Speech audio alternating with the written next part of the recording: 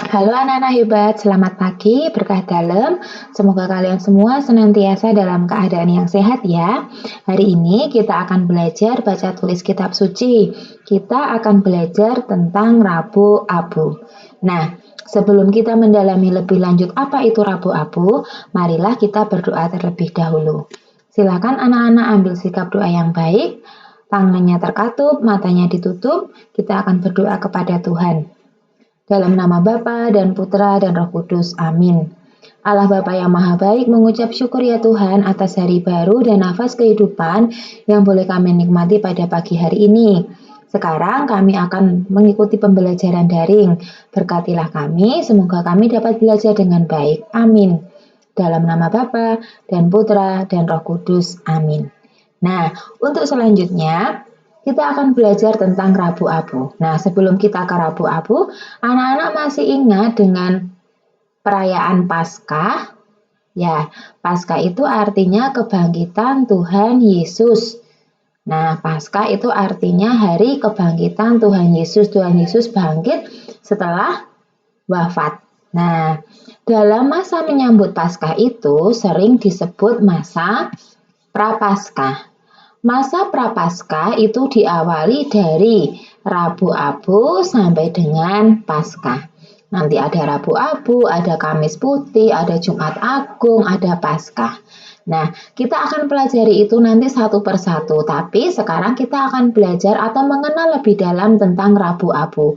Apa itu Rabu Abu? Nah, Rabu Abu itu disebut sebagai awal atau permulaan masa Prapaskah. Karena Rabu Abu berarti ini dilaksanakan pada hari Rabu. Kenapa kok disebut Rabu Abu? Karena pada hari Rabu Abu itu, umat Katolik itu melakukan puasa dan pantang. Selain itu juga menerima tanda abu suci di dahi itu sebagai tanda pertobatan. Nah, umat Katolik itu melakukan puasa dan pantang itu selama 40 hari. Lina ulangi sekali lagi, Rabu Abu itu disebut awal masa Prapaskah.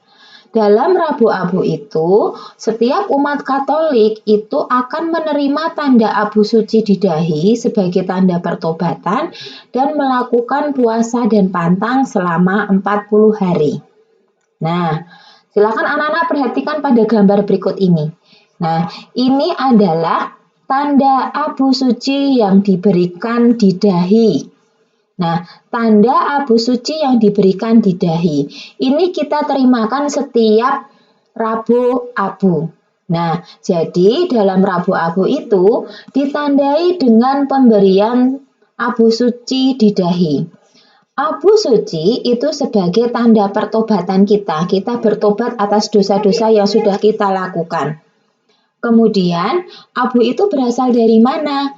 Abu itu berasal dari daun palma yang sudah diberkati dan dipakai pada Minggu Palma 1 tahun yang lalu. Jadi, ketika kalian hari raya Minggu Palma itu kan suka membawa daun palma ya. Nah, daun palma itu disimpan. Nah, 1 tahun berikutnya itu dibakar, digunakan untuk abu suci. Jadi diberkati. Setelah diberkati itu nanti terus dibakar. Nah, yang menerima abu suci itu siapa? Yang menerima abu suci itu adalah semua umat Katolik. Jadi dari anak-anak yang kecil sampai dewasa semua menerima abu suci. Lina ulangi sekali lagi. Dalam Rabu Abu itu ditandai dengan pemberian abu suci di dahi. Abu suci itu sebagai tanda pertobatan kita, sebagai tanda pertobatan kita. Ingat, bertobat itu berarti kita memohon ampun atas dosa-dosa yang sudah kita lakukan dan berusaha untuk tidak mengulanginya kembali. Abu itu berasal dari daun palma yang sudah diberkati dan dipakai pada Minggu Palma 1 tahun yang lalu. Nah, siapa yang menerima abu suci? Yang menerima abu suci adalah semua umat Katolik. Nah, tadi disampaikan bahwa dalam Rabu Abu itu setiap umat Katolik bisa melaksanakan puasa. Nah, apa makna puasa bagi umat Katolik? Makna puasa itu artinya makan kenyang sehari sekali. Puasa ini dilaksanakan yang wajib dilaksanakan pada hari Rabu Abu awal masa Prapaskah dan Jumat Agung ketika peringatan Tuhan Yesus wafat di kayu salib.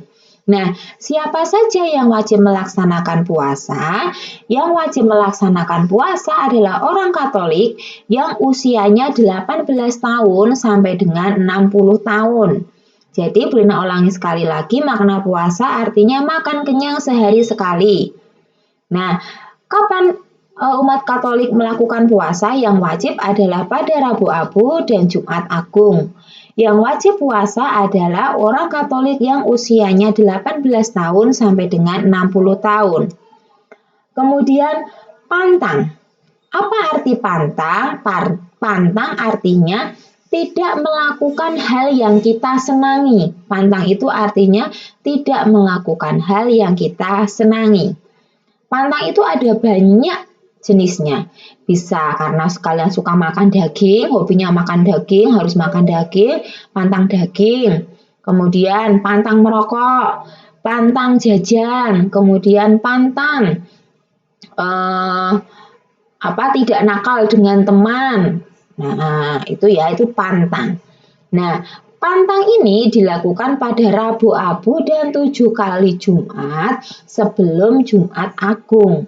Jadi pantang itu dilakukan pada waktu Rabu Abu juga bisa dan 7 kali Jumat sebelum Jumat Agung. Kemudian siapa yang wajib melaksanakan pantang? Yang wajib melaksanakan pantang adalah orang-orang Katolik yang usianya 14 tahun ke atas.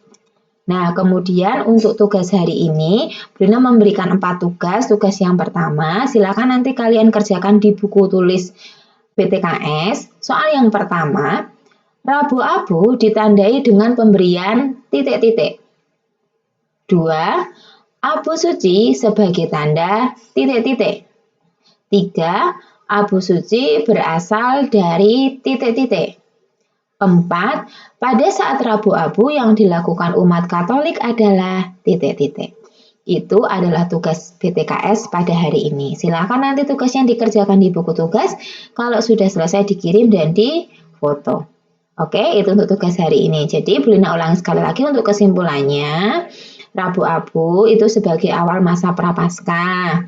Dalam Rabu Abu itu, umat Katolik melakukan puasa dan pantang dan ditandai dengan pemberian tanda abu suci di dahi. Abu suci itu berasal dari daun palma yang sudah digunakan pada Minggu Palma 1 tahun yang lalu dan sudah diberkati. Kemudian abu suci sebagai tanda pertobatan. Nah, apa yang dimaksud dengan puasa? Puasa itu adalah makan kenyang sehari sekali.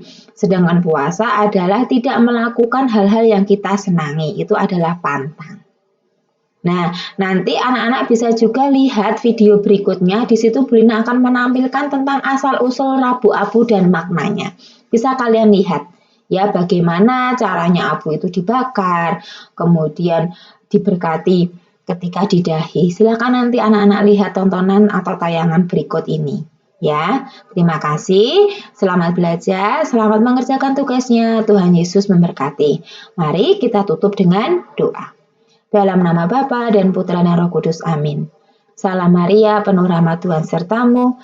Terpujilah engkau di antara wanita, dan terpujilah buah tubuhmu Yesus. Santa Maria, Bunda Allah, doakanlah kami yang berdosa ini, sekarang dan waktu kami mati. Amin. Dalam nama Bapa dan Putra dan Roh Kudus. Amin. Terima kasih anak-anak hebat.